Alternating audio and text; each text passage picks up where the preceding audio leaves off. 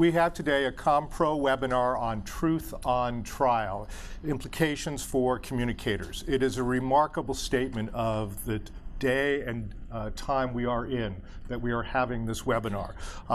But here we are with a number of leaders that Doug Simon of DS Media is going to introduce in a few moments. Let me first of all thank our host and our sponsors. First of all, to Edelman, who has been so extraordinarily gracious in providing this space for our lunch, for taking care of all of us in such a remarkably fine manner. To DS Simon and Doug Simon, who is both a sponsor but also the moderator of today's event. For those of you who have not had the pleasure and honor of working with him, he is truly not just a great filmmaker and videographer, but an extraordinary storyteller, and as you'll see in a few moments, a great moderator. To Shelley Spector at the Museum of Public Relations, who has heroically led that mission for decades, and with whose idea this event germinated. To Faye Shapiro of ComPro. I think all of us who know her love her. She is extraordinary to work with. ComPro now reaches 250,000 people every single day. And Faye, thank you so much for all that you do. To for our other sponsors as well, Equity.com, C-Suite Network, and OnStream Media. I'd like to say just a few other words and then turn it over to Doug. One is that Richard Edelman, whose firm is hosting this, is unable to make it today due to a client conflict. Chris Manzini will fill in and speak, I'm sure, incredibly eloquently about Edelman's Trust Barometer and all the issues that they're uncovering. I do want to say, Chris, as much as we are so much looking forward to hearing from you, whenever we miss Richard, we truly miss him because he's such a heroic and important voice for the industry. Also, our good friend Ty Cobb is unable to make it today because he is ill and he sends his regrets. We're going to have 3 panels today, I believe about 20, 25 minutes each. The first is about, I don't know if you've heard, but everything has been politicized. How do we deal with that? Next is we're going to have the communicators' dilemma, how communicators are dealing with this challenged environment. And then we're going to hear from, as what someone once said, was the enemy of the state. That is, in fact, journalists are going to talk about dealing in this challenging environment. And with that, Doug, let me turn it over to you. Thank you very much. Thank you, Richard, and thanks, everyone. I was actually hoping Richard would set the bar low for me, but he's making it difficult to get started. But fortunately, I'm bailed out by this awesome first panel. We've got Major Garrett. He's Chief White House Correspondent for CBS News. Joe Lockhart has been former White House spokesperson, now in a senior role here at Edelman. And we're really going to get some great insights and takes from him. I'd be remiss if I didn't just share that Major Garrett has a new book out. And when I found out I was going to be asking him questions, sales went up by 1. I'm just putting that out there. I mean, the books counts. The books are out there ready for you to take. A lot of interesting insights. So, gentlemen, let's get us started. Is truth on trial, and what are the implications for communicators? Well, certainly in my line of work, day to day at the White House, it feels as if it's on trial, but it's a trial that doesn't have the prosecutor that the president thinks he is. I said this when I was invited to journalistic symposia long before Donald Trump was on the political stage in our country. It didn't get nearly the attention then that it gets now. It was relevant then. I think it feels more relevant, feels stickier now, and that's just a general observation about what I've done in journalism my entire career and having covered politics since 1990. It's just the faith I have in the work I do, which is credible journalism will always outlast incredible politicians of any stripe, of any party, of any particular point of view. If you say something that doesn't stand up to the test of not only truth but time, it will fade away. Not instantly, but over time. I believe that, and I believe overall, in general, our political history has vindicated that. It does take time, sometimes longer than others, but we do have a debate over what is truth, and that has taken on a partisan cast that I do believe is different. You can ascribe truth to something independent of underlying facts if it reinforces your political point of view. That seems to me to be a slightly new dimension. I still do believe, and have to believe, or I wouldn't be able to do the work I do every day, that over time it that which is verifiable will last and endure. But it's feeling stressful to believe that as confidently as I once did. Great, Joe. Yeah, I think that we've evolved from what I'd call political debate and arguing, where both sides could take the same set of facts and make an argument that worked for them, into a place where now there are multiple truths. You can go around the country and ask people, where did the sun rise this morning? And if Donald Trump said the West, 35% of the country would say it rose in the West. And they'd believe it, and they'd believe it in their heart. And I think it puts a burden on the media, puts a burden on communicators, all other communicators, because it does infect the rest of the ecosystem. You now have to be able to, prove beyond reasonable doubt what you're saying is true. And I think, it's not just Trump. It's, the media has fractured and is flattened out. You no longer have a dozen or 24 people sitting in New York making 95% of the editorial decisions. You have, anyone with Wi-Fi connection can enter the ecosystem and impact the ecosystem. But you now are in a place where it's not political argument anymore. It's the truth. I mean, the president went on TV this morning and said 2 or 3 things that are absolutely not true. But to his people, they are. So you can't ignore it. You can't just say, well, we're not going to put that on the air because he said it. And you can say he was wrong. But then you have the situation I think Major was alluding to, that where people believe that you're the unfair prosecutor, even though the facts are the facts. So we now have our own facts. And, Daniel Patrick Moynihan must be rolling over in his grave because everybody has their own now. Great.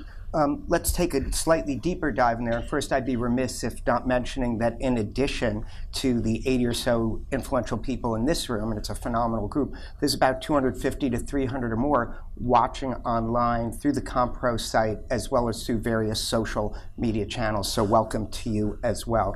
So Major, an interesting comment. You actually retweeted about your new book, which mentioned and praised you for saying you'd rather be right second than wrong first. And it addressed the issue of the 24/7 news cycle, which communicators are going to be dealing with on the next panel. But that's been a huge change for folks. How do you deal with that? Oh, that's such a quaint phrase, the 24-hour news cycle. I wish it were a 24-hour news cycle. News cycle.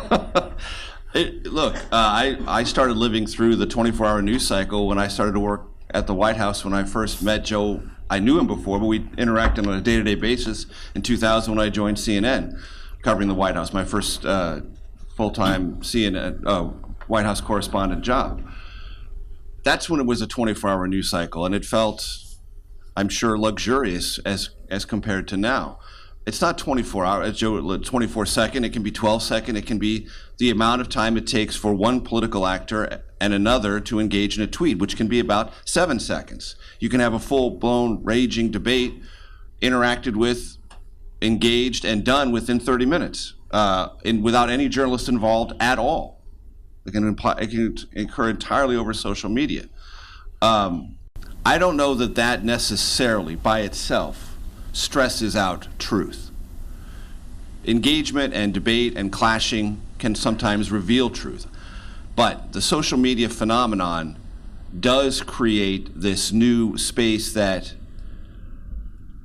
partisan truths or truths that you choose to believe in can become weaponized more rapidly and dispersed more broadly in a way that, and in a general sense, we all seem to like the idea that hierarchies have broken down. Technology has broken a tremendous number of hierarchies. Network news is one of those hierarchies that has been humbled, for sure. So has the dominance of great American newspapers. They've been brought down. And with the ruin of those hierarchies, you have atomized sources of news or perspective or fact or just point of view. And lots of people can run in those various directions and cobble together their own set of truths. And as long, and this is a deeply philosophical question, but as long as it's truthful to you, That's all that matters. And that's changing the way both politicians interact with these underlying sets of realities, and any communicator has to interact with that underlying set of realities. Yeah. Joe, question for you, because you've been right in the middle of this issue. Big question for communicators. As a brand, do you engage on issues? Do you allow your employees to engage on issue? A quick check of your Twitter reveals that you are still you out there, which some might say is a good thing. When you were with the NFL, perhaps you took a different point. I should just add one thing. I did let the panel know that they were free to contradict me. I didn't necessarily expect it to happen so quickly, but thank you for that. But Joe, so what are some guidelines, what are some issues to think about employees engaging on social media, voicing opinion on these key issues? It's a big issue, and we were talking before we came in that I have recently emerged as me on social media, but for 2.5 years I was at the NFL, and you'll find no resemblance or even footprint of me, because the brand was completely different. If everyone, I guess, is their own brand, and I don't think of myself as a brand. I think of myself as someone who believes strongly in the principles of the Democratic Party, and I want to promote that. And in a world where the news has become atomized, I want my neutrons in there. I think I'm going to stop torturing that metaphor, but it's it is an increasingly important issue because particularly to big companies, because companies are no longer allowed to tell their employees to be quiet, and employees as human beings have the ability to broadcast through social media. Even if you look in the paper today, you'll see an interesting story about what's going on at Google. They did a bunch of sexual harassment payouts, and Google employees are very upset. And they're not upset, they're not talking at the water cooler, they're talking on Twitter, they're talking on Facebook. 3 weeks ago, sticking with Google, there was a story that they had decided not to bid on a Pentagon contract because their employees would not agree with Bill being part of that weapon system. Mm-hmm. So this doesn't only affect Major and Sarah Sanders at the White House. Mm-hmm. This now impacts every brand that has an audience, has customers, has employees. And it's really complicated to try to sift through, what the rules are. It was said a long time ago by someone much brighter than me that the personal is political.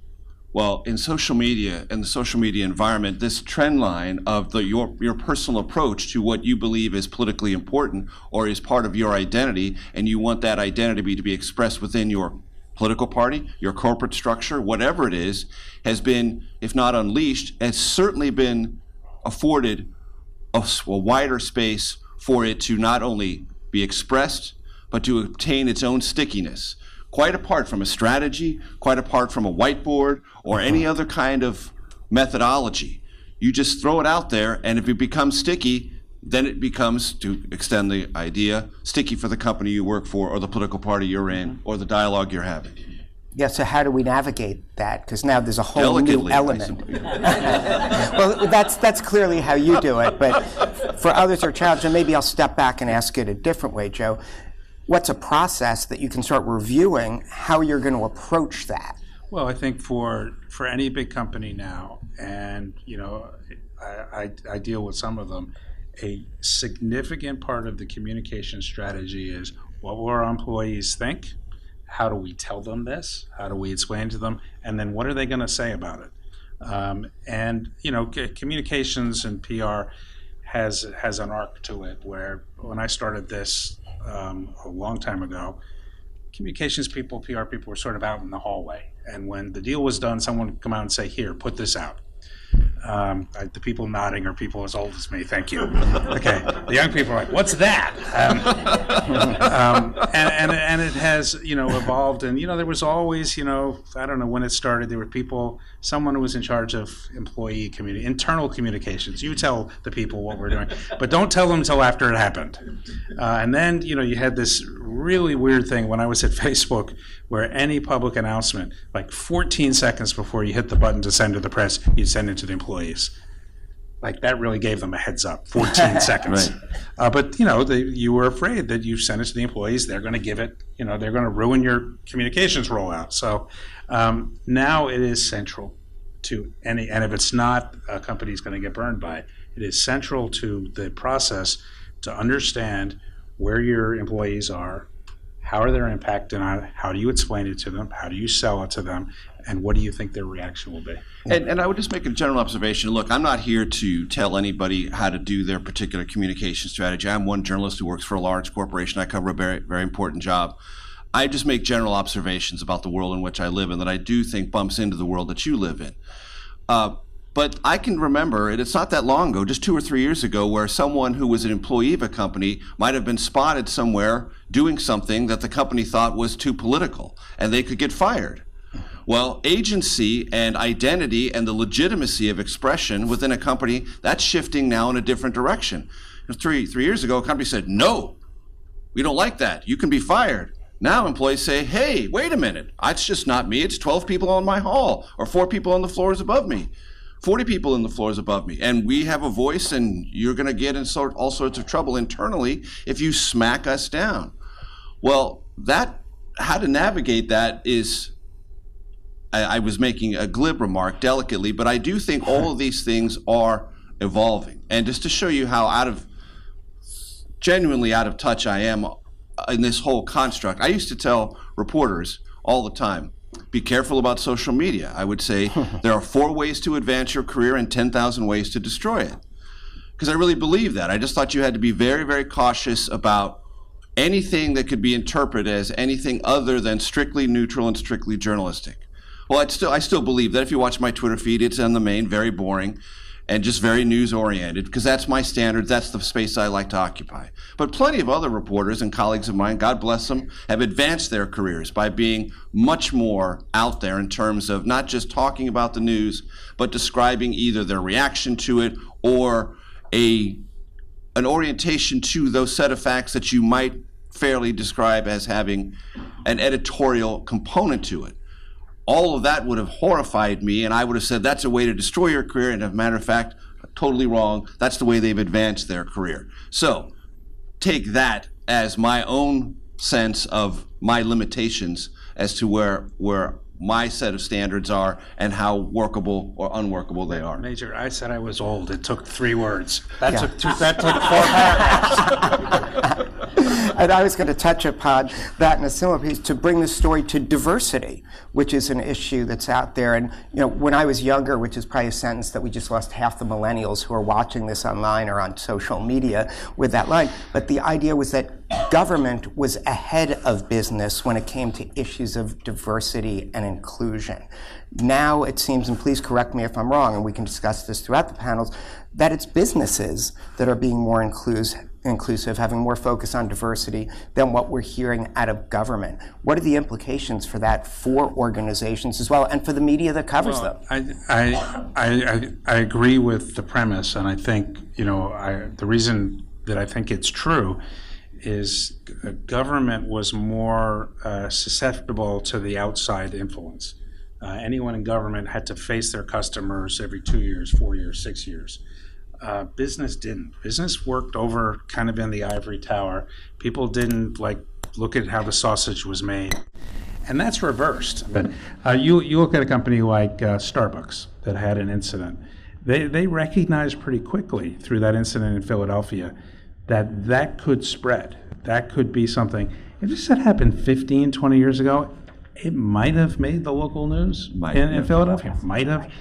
But this is one where, and there's many more stories where companies underreact. This was a reaction that I thought was appropriate because it hit the 2 criteria. 1, it sent the message that we get it, we hear you, and then 2, they actually substantively did something. And you marry those 2 together, and that's the best you can do. You can't. If you have 10,000 stores, you can't have 10,000 enlightened managers. It's just impossible. But that's what they could do. But all of these companies, because their customers now have the ability to broadcast what they think, are as susceptible as any politician is. And it has changed. It's been, for people who do communications for a living who come out of politics, this is good news for us because, this was the fire that I learned in. And someone who has been doing corporate work for 40 or 50 years may not have had the same experience, but they are very similar now.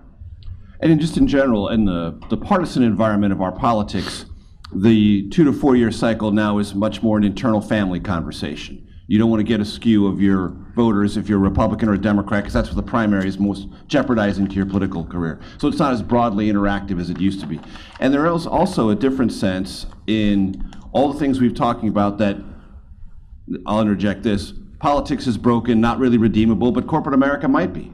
And so this interaction, this forcing of conversations about what corporations do, what they stand for, what their culture is, what their values are, is a much more interactive space. And something that is in the public sphere that is external can suddenly become an internal conversation and a media story. And one of the things that's happened in the news media is because social media is this roiling conversation, we cannot not afford to watch it. And sometimes take our news coverage cues from that which is roiling there. Quite different than any of the editorial decisions that would have been made by the New York Times, CBS, or anyone else 20 years ago. Yeah, and a couple other points. We have about 5 minutes left of this group. Obviously, we could have done the whole session just with the two of you.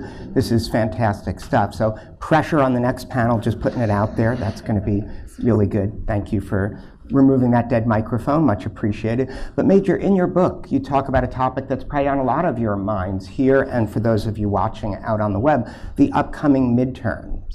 So depending on what the results are, and we don't know yet, what are the implications for how that's going to change things? Before I get to that, just something about political coverage that kind of reached a breaking point in 2016. And what happened in this breaking point scenario that I'm talking about is, and I've been covering presidential politics, first campaign was 1992.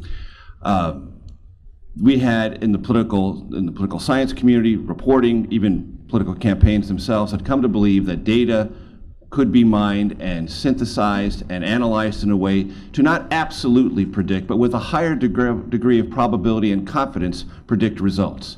You could look at past turnout models, you could look at voter preferences, you could overlay lots of consumer data, other habits, and get a reasonable sense of confidence about what was likely to happen in spaces large and small, states and precincts.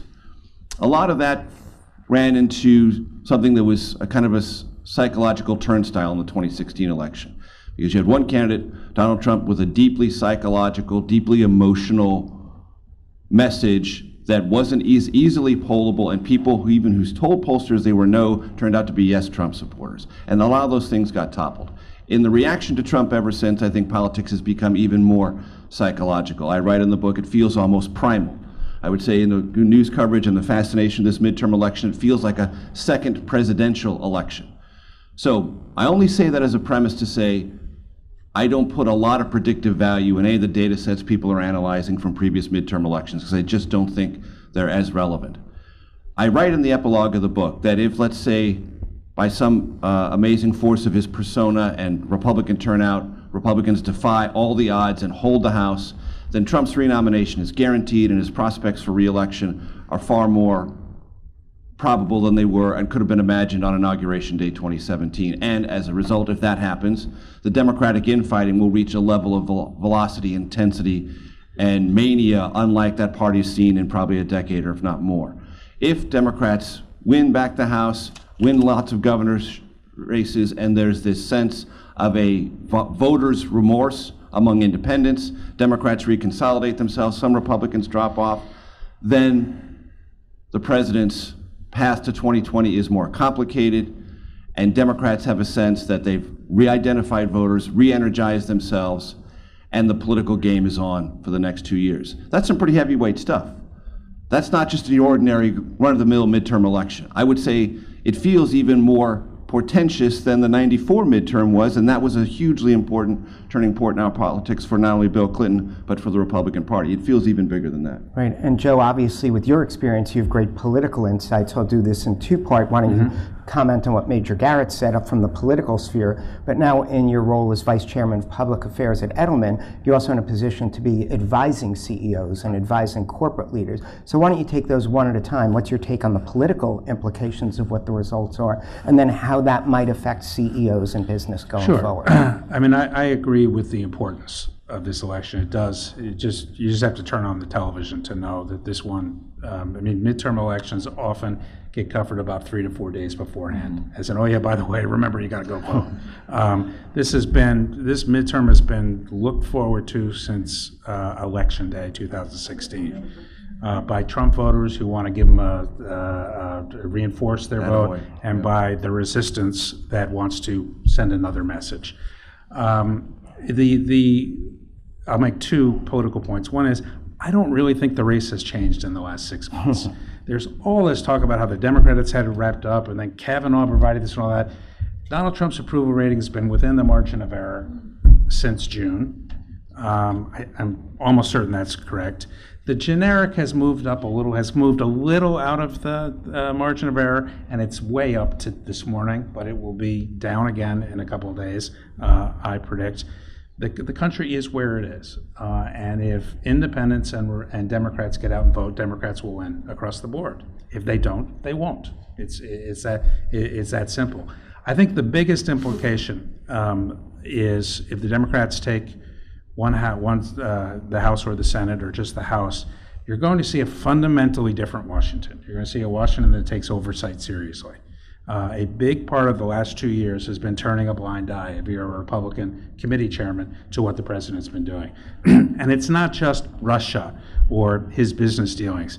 It's things that are happening at HHS, things that are happening at EPA, things that are happening at the Pentagon.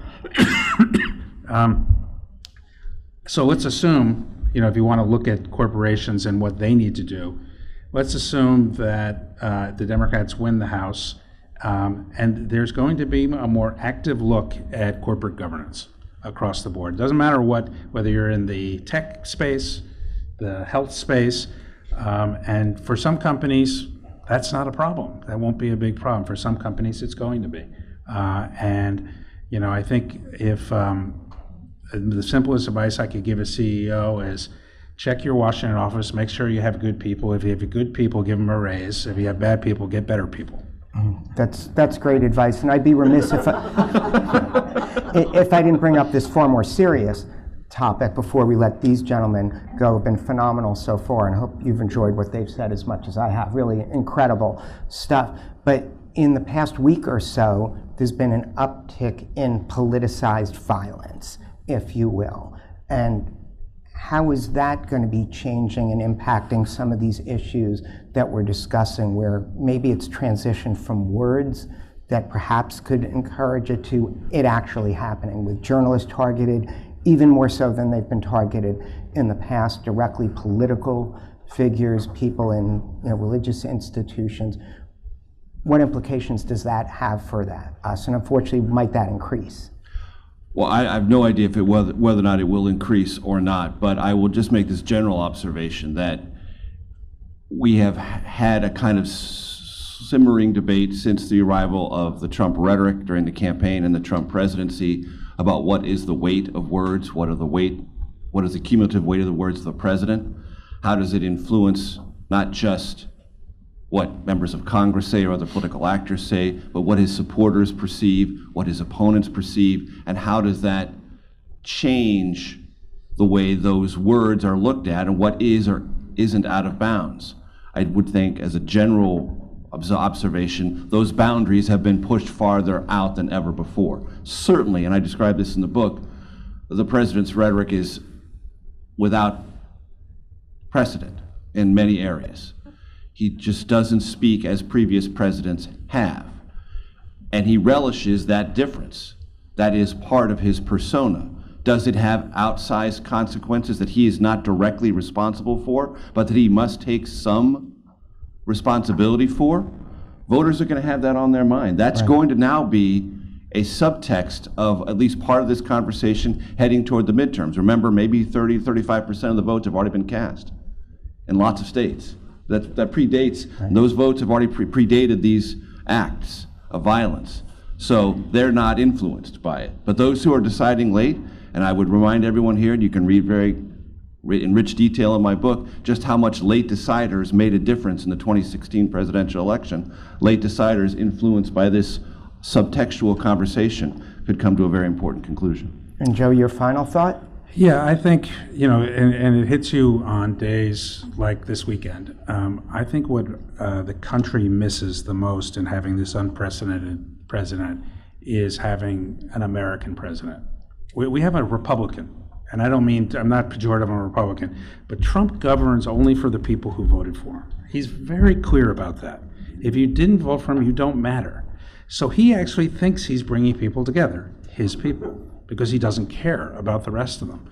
And I think in moments of national mourning or crisis, the country is used to having someone get up, whether it be Barack Obama or George W. Bush or Bill Clinton, people who all, whether it be Oklahoma City, 9/11, or Charleston, the country knew that that was the political South, and it had a real role in our country, and we miss that. How that translates into politics, I don't know. My second point, and it's a significant worry to me, if Donald Trump won the presidency and still said 3 million people voted illegally, what happens when he loses an election? And he said in the last couple of weeks of the campaign that I don't know that I will accept the results because it's rigged and it's illegitimate. So this may be a case of you ain't seen nothing yet. And I think it's a real worry going forward. And on that bright note, thank you very much. Thank you, and thank you. And here's another applause cue. Major Garrett, Joe Lockhart, that was fantastic. And now I'll bring up our communicators panel. Thanks, guys.